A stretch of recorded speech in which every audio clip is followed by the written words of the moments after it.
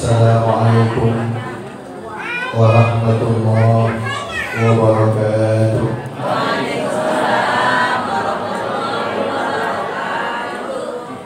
Ibu jawab salam kurang kompak. Assalamualaikum warahmatullahi wabarakatuh.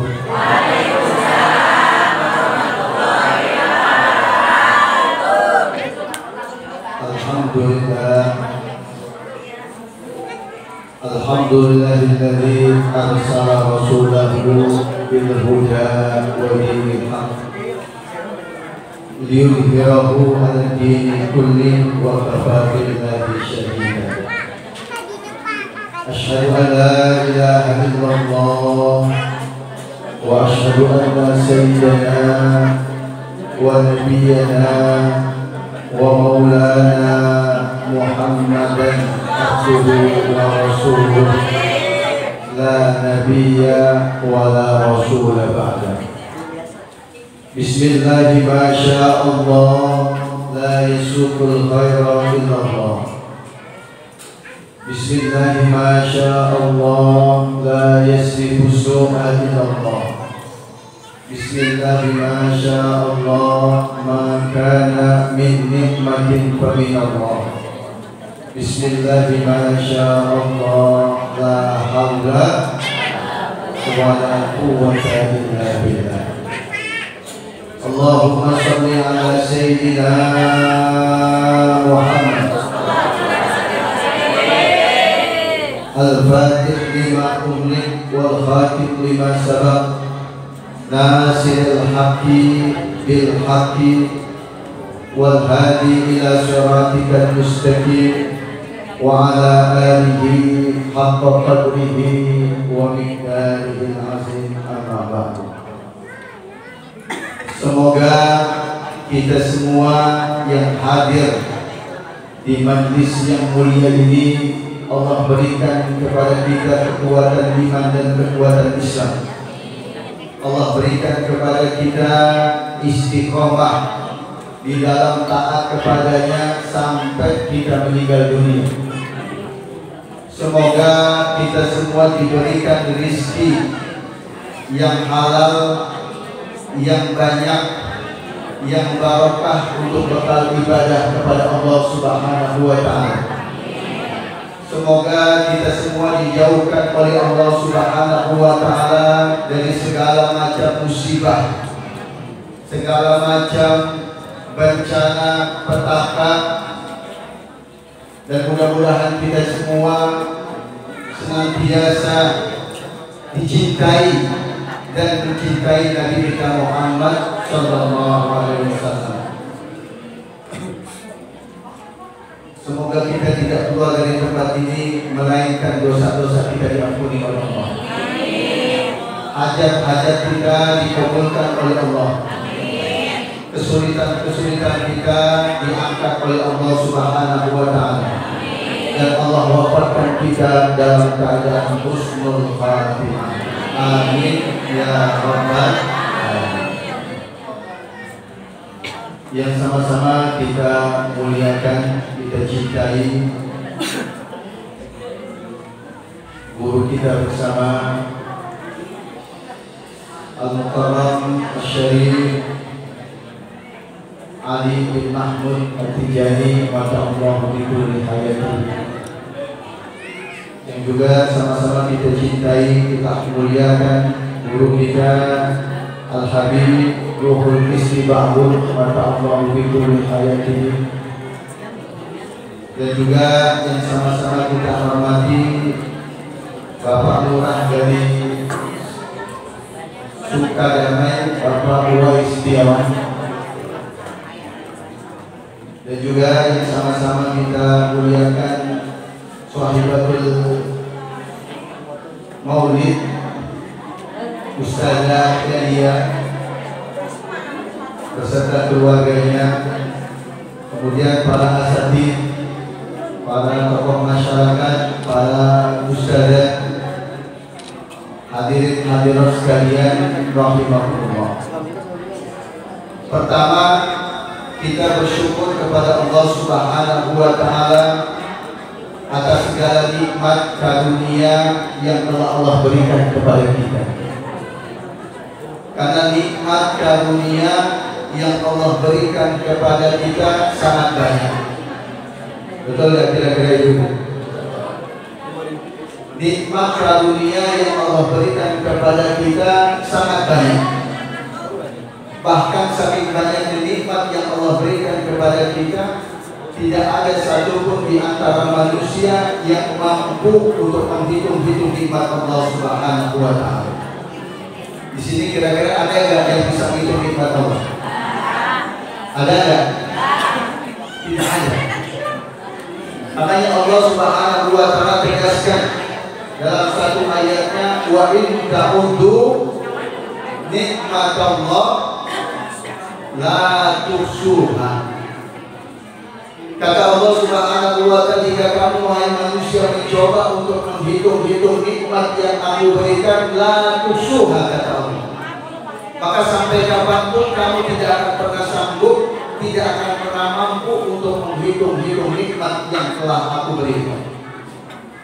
Oleh karena itu, mudah-mudahan kita semua, para hadirin hadirat sekalian, dengan datangnya kita ke tempat yang mulia ini, majlis yang sangat terhormat ini, majlis maulid, mudah-mudahan kita semua termasuk golongan orang-orang yang bersyukur. Amin ya rabbal alamin.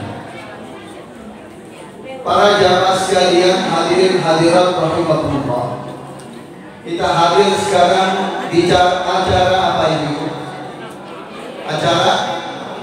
Acara maulid. Kenapa ibu-ibu hadir ke acara maulid? Hah? Karena cinta kepada Nabi Muhammad SAW. Ya, jadi kita semua hadir ke tempat ini, ke majlis ini adalah karena kita cinta kepada Nabi Muhammad SAW. Kalau kita nggak cinta kepada Nabi Muhammad, kita nggak bisa hadir. Betul. Dengan hadirnya kita ke tempat ini bukti, ini tanda bahwa kita mencintai Nabi kita Muhammad SAW. Ibu-ibu tahu nggak tanda orang yang mencintai Nabi Muhammad? Ada yang tahu? Tanda kalau kita cinta kepada Nabi Muhammad apa? Salah satunya hadir.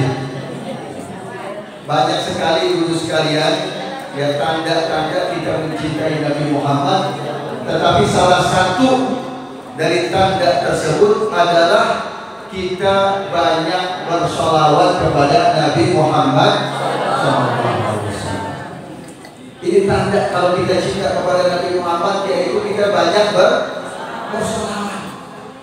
Karena orang kalau nggak cinta sulit lisannya untuk bersolawat kepada Nabi Muhammad SAW. Kira-kira ibu-ibu berapa kali sehari bersolawat kepada Nabi Muhammad? Sampai 100? Hah? Lebih? Alhamdulillah. 1000? Hah? Yang jawab cuma satu orang ini. Jadi salah satu tanda ciri kita mencintai Nabi Muhammad SAW adalah kita banyak bersalawat kepada Nabi Muhammad SAW. Nah, ini pertanyaannya ibu sekalian, bapak-bapak juga, kenapa kita wajib bersalawat? Ya, kenapa kita wajib bersalawat? Banyak alasannya kenapa kita wajib bersalawat. Tetapi paling tidak ada 3 alasan, 3 faktor kenapa kita wajib bersalawat kepada Nabi Muhammad SAW. Yang pertama, ibu-ibu sekalian, ini ilmu buat kita semua. Ya, mudah-mudahan ini menjadi ilmu yang nafi dan bisa kita amalkan. Kenapa kita wajib bersalawat kepada Nabi Muhammad? Yang pertama, karena bersalawat kepada Nabi Muhammad SAW adalah perintah Allah Subhanahu. Perintah siapa Ibu? Perintah Allah. Jadi ketika kita bersalawat kepada Nabi Muhammad SAW, ini kita dalam rangka menjalankan perintah Allah. Kalau menjalankan perintah Allah maksudnya adalah ibadah. Kita baca salawat pagi, siang, sore, malam, sehari kali ada yang bilang 100, ada yang bilang 1000. Ya, itu dalam rangka kita menjalankan perintah Allah.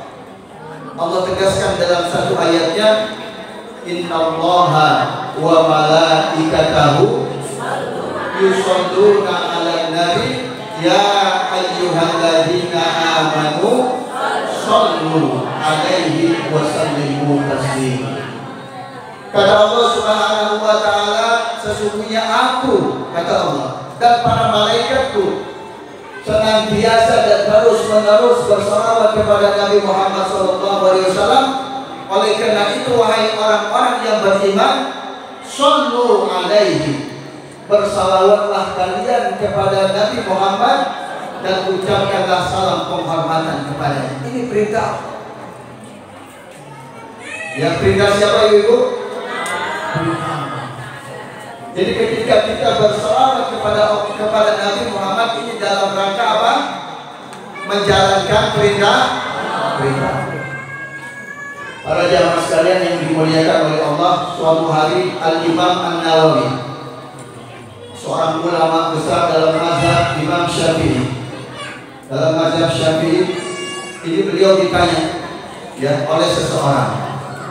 Pertanyaannya begini Ibu sekalian, wahai imam, mana yang lebih utama antara perintah melaksanakan sholat 5 waktu dengan perintah bersalawat kepada Nabi Muhammad? Ini pertanyaan Ibu sekalian. Mana yang lebih utama antara perintah melaksanakan sholat 5 waktu dengan perintah bersalawat kepada Nabi Muhammad SAW? Kira-kira ibu-ibu ada yang tahu nggak mana yang lebih utama? Sholat atau salawat? Sholat. Jadi Imam Nawawi ditanya seperti ini, pertanyaannya luar biasa berarti. Mana yang lebih utama antara perintah melaksanakan sholat 5 waktu dan bersalawat kepada Nabi Muhammad? Kemudian dengan pertanyaan ini beliau terdiam sebentar, kemudian beliau menjawab. Apa jawaban beliau? Beliau menjawab, Ibu sekalian, suatu perintah, ya, suatu perintah yang mana Allah Subhanahu wa taala juga melakukannya, ini lebih utama dibandingkan dengan suatu perintah yang Allah tidak lakukan. Nyambung Ibu? Paham? Jadi suatu perintah yang Allah Subhanahu wa taala juga melakukannya, ini lebih utama dibandingkan dengan perintah yang Allah tidak lakukan. Ketika Allah Subhanahu wa taala perintahkan manusia untuk sholat, Allah tidak sholat. Betul? Adakah hadis, ayat, ya, ataupun qaulul ulama yang menjelaskan bahwa Allah melaksanakan sholat? Ada? Tidak ada. Ketika Allah Subhanahu wa taala perintahkan manusia untuk sholat, Allah tidak sholat. Tapi ketika Allah Subhanahu wa taala perintahkan manusia untuk bersalawat kepada Nabi-Nya, sesungguhnya Allah dan para malaikatnya bersalawat kepada Nabi Muhammad sallallahu alaihi wasallam. Shallu ala Muhammad. Shallu ala Muhammad. Shallu ala Muhammad. Jadi mana yang lebih utama dulu? Mana yang lebih utama? Semua ibadah ini ada keutamaannya masing-masing, tapi tidak ada ibadah selain sholat. Allah perintahkan manusia untuk sholat, Allah perintahkan manusia untuk puasa, Allah perintahkan manusia untuk haji, untuk umrah, untuk sedekah dan lain sebagainya, tapi Allah tidak melakukannya. Nah, ketika Allah perintahkan manusia untuk bersalawat kepada nabinya, sesungguhnya Allah dan para malaikat bersalawat kepada Nabi Muhammad SAW. Ini virus sekali. Ya, jadi bersalawat kepada Nabi Muhammad ini di atas semua. Saya pernah mendengar ceramah dari seorang ulama besar di Mesir. Beliau adalah salah seorang ahli hadis di dunia yang bernama Syekh Profesor Dr. Abdul Baqis Al-Kattani Al-Husaini. Beliau adalah zuriyah Rasul dari Sayyidina Al-Husain. Beliau pernah menyampaikan tausiahnya, ibu-ibu sekalian. Beliau menyampaikan bahwa suatu hari malaikat Jibril datang menemui Nabi Muhammad SAW. Apa yang disampaikan oleh malaikat Jibril kepada Nabi Muhammad? Yang disampaikan oleh malaikat Jibril kepada Nabi Muhammad adalah bahwa setiap amalan manusia, setiap ibadah-ibadah yang dilakukan oleh manusia, bainal qabul wa rad, antara diterima oleh Allah Subhanahu wa taala atau ditolak. Ibu-ibu melaksanakan sholat, apa udah pasti diterima? Melaksanakan puasa, apa udah pasti diterima? Haji, umrah, apa udah pasti diterima? Belum tentu. Kalau ingin diterima ada syarat-syaratnya, ya, ikhlas, kemudian juga benar, ada ilmunya sesuai dengan apa yang diajarkan oleh Rasulullah. Semua amalan manusia ini akan diterima oleh Allah atau ditolak oleh Allah, semuanya. Illa sholat ala Nabi, kecuali bersalawat kepada Nabi Muhammad SAW. Kecuali ibu-ibu bersalawat kepada Nabi Muhammad, fa innaha maqbulatun, sesungguhnya salawat kepada Nabi Muhammad pasti diterima oleh Allah Subhanahu wa ta'ala. Ini yang di luar kedengaran enggak? Alhamdulillah. Jadi semua amalan manusia ini akan diterima atau ditolak oleh Allah kecuali sholat. Siapa yang bersalawat kepada Nabi Muhammad SAW, walaupun dia orang fasik, walaupun dia orang ahli maksiat, hari-harinya dipenuhi dengan kemungkaran, berbuat dosa kepada Allah Subhanahu wa ta'ala, ketika dia bersalawat kepada Nabi Muhammad, fa innaha maqbulatun, maka salawat yang dia sampaikan, yang dia bacakan kepada Nabi Muhammad pasti akan diterima oleh Allah Subhanahu wa ta'ala. Sallu ala Muhammad, sallu ala Muhammad, sallu ala Muhammad. Ini pasti diterima, Ibu. Kenapa? Ada yang tahu nggak kenapa pasti diterima? Ada yang tahu, Ibu? Kenapa orang baca sholawat walaupun dia ahli maksiat pasti diterima? Karena yang dipandang, yang dilihat oleh Allah adalah Nabi Muhammad. Ketika seseorang bersalawat, dia bawa nama siapa? Dia bawa nama siapa?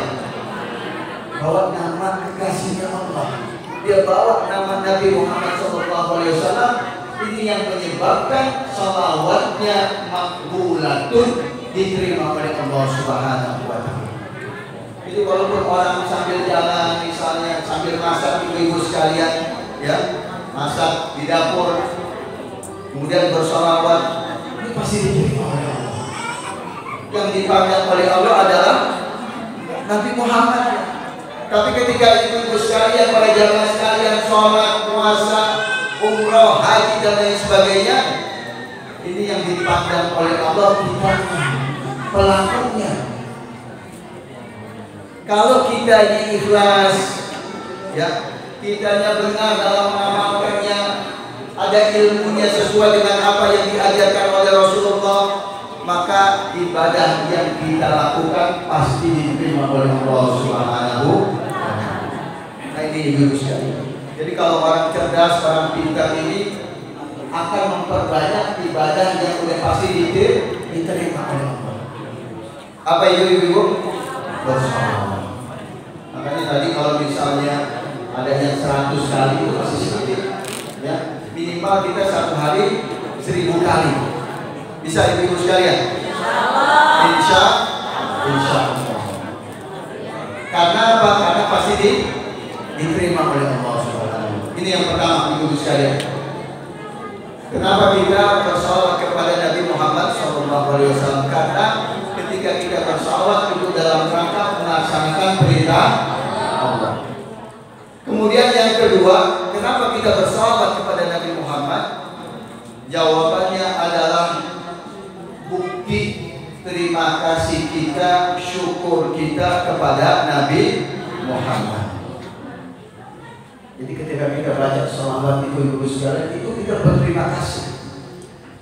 Kita bersyukur kepada Nabi Muhammad SAW. Makanya orang kalau nggak ada bersalawat, yang malas dalam bersalawat, dia berterima kasih, dia bersyukur kepada Nabi Muhammad. Ibu-ibu sekalian, tidak ada satupun manusia di muka bumi ini yang cintanya sangat besar melebihi cintanya Nabi Muhammad SAW kepada dia. Nggak ada. Termasuk orang tua kita, bapak kita, ibu kita, ini masih kalah cintanya kepada cintanya Nabi Muhammad. Betul gak kira-kira? Nabi Muhammad sangat cinta kepada kita. Ketika beliau akan meninggal dunia, yang disebut-sebut siapa ibu sekalian? Keluarganya apa umatnya? Yang disebut-sebut umatnya, ummati.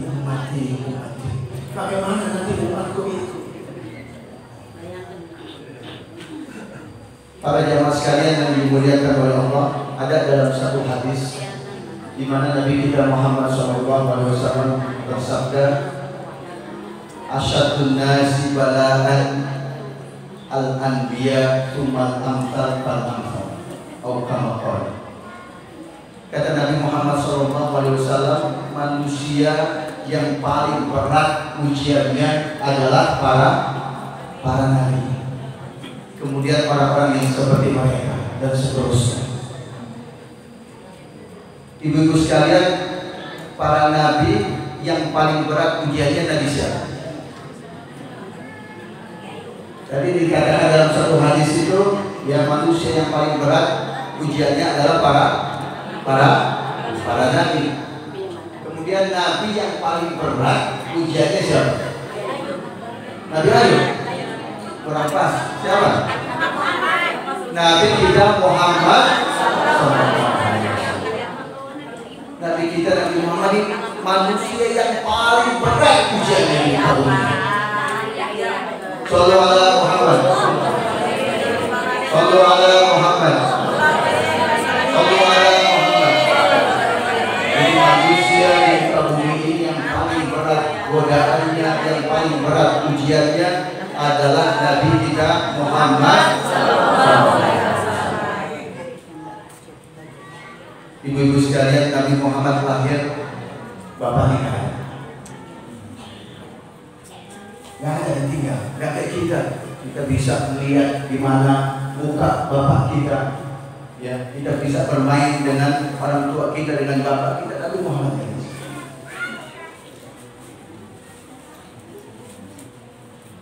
Kemudian umur 6 tahun ditinggal oleh ibunya. Jadi masih kecil mau dibunuh. Dibunuh di mana-mana, diancam akan ibu. Kemudian hidupnya dalam kemiskinan. Kalau Nabi Muhammad ini kaya bisa, sekali. Tapi tidak mau Nabi Muhammad. Hidupnya susah, miskin. Pernah dibully, pernah dilempari dengan kotoran. Bahkan ibu sekalian pernah beliau tidak makan 3 hari berturut-turut. 3 hari berturut-turut beliau tidak makan. Di sini ada nggak ibu-ibu yang seperti itu? 1 hari yang makan itu dinyalain Allah. Ini 3 hari nggak makan berturut-turut sampai perutnya diganjal dengan batuk Nabi Muhammad.